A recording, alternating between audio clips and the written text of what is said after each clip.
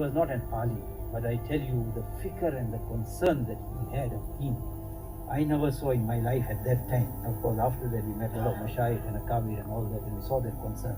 But at that time in South Africa, in the early days, in 1962, when he started this work, it was Allah Ta'ala's fazal that this young person at that time, or at that time a young person of 17, it was just three of us, himself, his father-in-law and myself. There was a bayan that took place in the Grey Street Masjid. Somebody wrote on the masjid board, Hajee Maulana, Hazrat Maulana Hajee Bhai Padia Sahib Damas Barakatuh will give bayan. So who knew that time? Very few ulama came to the country, so the masjid was packed. And he had luknat in his tongue also, his speech also, he was stammering. But look at that person, what Allah Ta'ala work he took from him. And he was going on and on trying to explain this work. Nobody understood anything, neither did I understand anything. When he called for names to help, it was the December holidays and I happened to be there. So when he called for help, he said, who is going to help me in this work? So I see nobody standing, so I put up my hand, I'll help you. Then his father-in-law stood up and he gave his hand, and one another old man gave his hand. So now they're asking me, what help will you give him? I said, I don't know. In the first place, I didn't even understand what he was speaking in Urdu, but now I'm going to ask him. But the man is asking for help, then it's necessary that somebody must say, I'll help you. After that, find out whether you can help him or you can't. So that's how we started. Then we went to Amzinto. There, the first night, everybody was returning from overseas will go home. He said he went home, he met his wife and everything, and after the Isha, he came back to the masjid. And he said, he's going to make i'tikaf in the masjid. Now, we never heard of i'tikaf in a masjid other than Ramadan.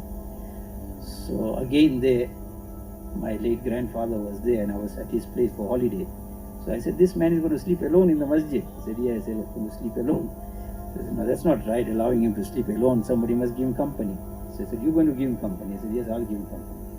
So he gave me some bedding. I went there. Hajee Bhai got very happy. So now every little creak and noise and sound, Jinnat must have come from this side, Jinn must have come from that side. And I was on its end. There's no way of sleeping because it was frightening. Because he put off all the lights. But the point that I'm going to bring now, he got up at about 2:30. Believe me, from 2:30, Fajr was 6 o'clock or something, from 2:30, he cried and he cried and he cried. For 2 solid hours he cried. Making dua for the Ummah, making dua for and making dua for South Africans, making dua for the Jamaats to come here, and Jamaat people must go become ulama, must do this, do that, making dua for me to the rush and all that. After about 2 hours, then he realized that I'm awake. So then he said, go make wuzu, make 2 rakat namaz, and then we started. From there, he said, all right, you go to Durban and I'll meet you there and join me. So we started from Durban. First we took some taxi or something and came to Durban. And then we took some bus and went to one house and waited for his father-in-law to come. So we used to take the taxi, take the bus, take the train, take anything, as long as we are on the move. From there now, every way, every little while he's teaching, teaching and teaching. Must learn something, mustn't waste time. That was the quality of the work.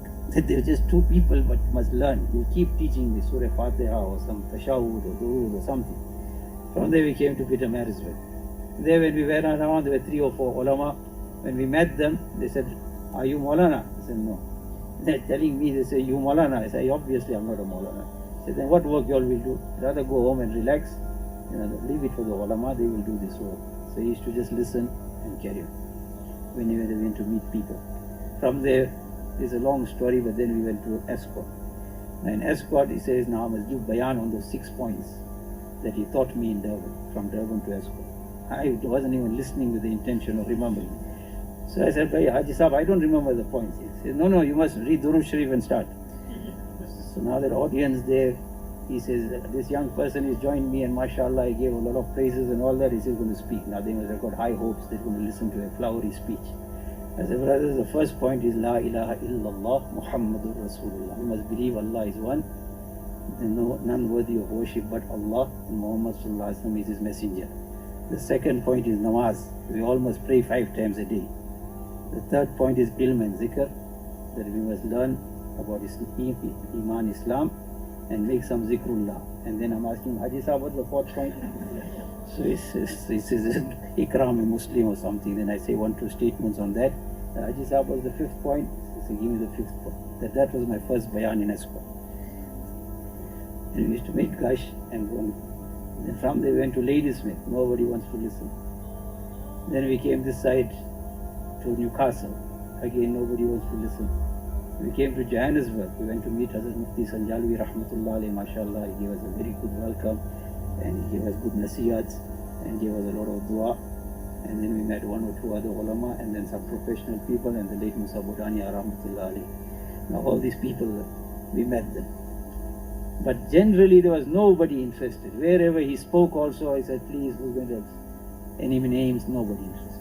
We went to Cape Town, the same thing. But he didn't give up hope. He just went on and on.